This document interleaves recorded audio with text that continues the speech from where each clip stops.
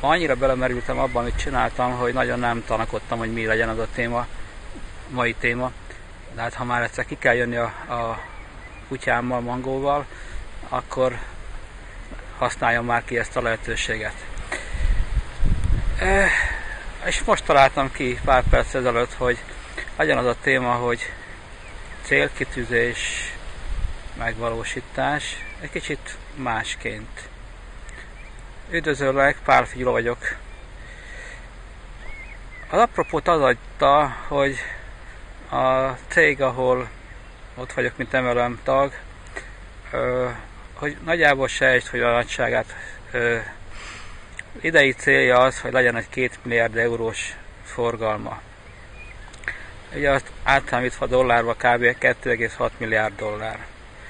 És akkor ma megjelent a vezetőktől egy ilyen kis hírecske, hogy a célunk 300 milliárd dollár. Igaz, hogy időpontot nem tettek hozzá, hogy ez mikorra. Hogy ezt a nagyságot tudjad, vagy érzékeltessem, 2012-ben az Apple teljes nettó árbevétele 150 milliárd dollár. Tehát ma vagyunk az Apple-nek 80-ada, majdnem 100-ada, és valamennyi idő múlva kétszerese lennénk az Apple-nek. Ugyanilyen hasonló, most még nem tennék jelzőt hozzá, célkitűzés, hogy az amerikai csapat, ha jól emlékszem, valahol talán ilyen 60 000-es nagyságrendnél tart. Ugye most már 4-5 hónap elmúlt az évből, 1 milliót szeretne ebben az évben. Szóval van-e értelme ilyen grandiózus célokat kitűzni, akkor, amikor ezeknek az elérése, főleg az adott időszakra gondolok én, mondjuk itt az 1 millió év végére, hát ez elég irreálisnak tűnik. Tehát az, aki itt 2-3 év alatt eljutott a 60 000-re, az mitől hiszi, hogy fél év alatt csinál maradék 940-et? Mert mi a jó az ilyen grandiózus célokban? Az oké, hogy tűzzél nagy célt magad elé, mert hogy az talán jobban inspirál, de hogy tanultam másoktól, ha ez annyira távoli vagy, akkor ez nem fog inspirálni. Tehát annak, akinek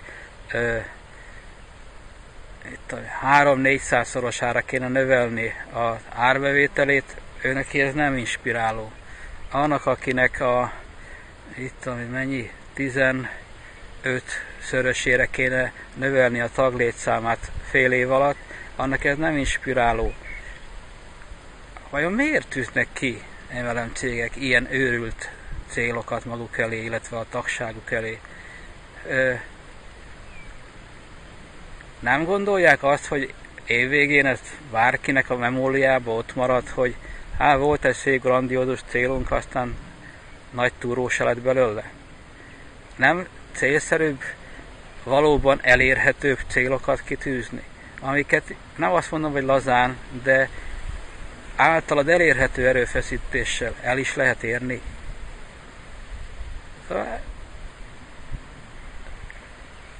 nem tudom, hogy ilyeneket sose értek meg, hogy odavágunk egy tömegnek, hogy 300 milliárd dolláros forgalom, akkor, amikor ennek kb. 150 részénél tartunk.